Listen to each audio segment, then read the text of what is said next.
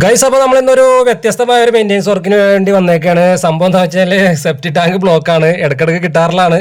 അപ്പോൾ നമ്മൾ ചെന്ന് ചെക്ക് ചെയ്ത് നോക്കിയപ്പോൾ മെയിൻ ഹോൾ ഒരെണ്ണം തുറന്ന് നോക്കിയപ്പോൾ മെയിൻ ഹോൾ മൊത്തം മണ്ണാണ്. പിന്നെ നിലവിൽ ഉണ്ടായിരുന്ന വേറൊരു മെയിൻ ഹോൾ ഉണ്ടായി, അതിനകത്തുനിന്ന് അതുവഴി ഫ്ലഷ് അടിക്കുമ്പോൾ വേസ്റ്റും കാര്യങ്ങളൊക്കെ വേറൊരു വഴിക്കാണ് പോയിക്കൊണ്ടിരുന്നത്. പിന്നെ നമ്മൾ ആ മൊത്തം പൈപ്പ് തിരഞ്ഞെടുത്ത് മാറ്റി അതിനകത്തുള്ള വേസ്റ്റ് കംപ്ലീറ്റ് നമ്മൾ റിമൂവ് ചെയ്ത് വേറൊരു ചെറിയൊരു കുഴി കുത്തിയിട്ട് അതിനകത്തേക്ക് ഇടുകയാണ് ചെയ്തത്. അപ്പോൾ നമ്മൾ ഇവിടുത്തെ മെയിൻ സെപ്റ്റി ടാങ്കിലേക്കുള്ള പൈപ്പ് കണ്ടപ്പോൾ നമ്മൾ ഞെട്ടിപ്പോയി. 15 കൊല്ലത്തോളം വർക്ക് ചെയ്ത് വരുന്ന സെപ്റ്റി ടാങ്കിലേക്കുള്ള പൈപ്പ് റിവേഴ്സാണ് സ്ലോപ്പ്, നേരെ അങ്ങോട്ട് പോകണത് നേരെ ഇങ്ങോട്ടാണ് സ്ലോപ്പ്. സെപ്റ്റി ടാങ്കും ബ്ലോക്കാകുന്നൊരു സെപ്റ്റി ടാങ്കും നമ്മൾ പൊക്കി തുറന്നിട്ടുണ്ടായിരുന്നു.